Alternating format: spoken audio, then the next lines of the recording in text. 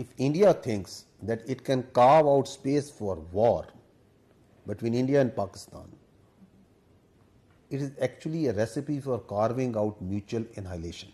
And what's your view on the ongoing threat? This is obviously a fragile truce. Yeah, I think this is the most important thing that we need to see, that why that India needs, the world needs to also to communicate and understand that they cannot allow and should not allow India to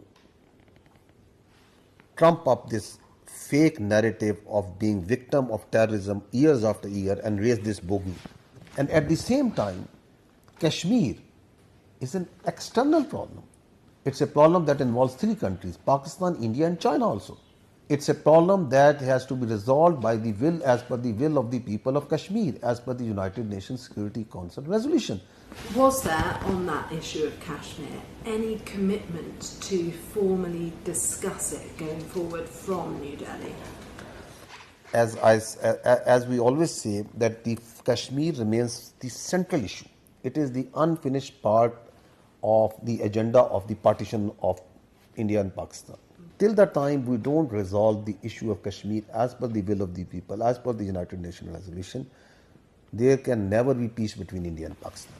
Anyone who tries to violate our territorial integrity and sovereignty, our response will be brutal, our response will be swift and assured.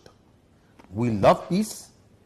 If you see the streets of Pakistan right now, we are not celebrating victory, we are actually celebrating peace.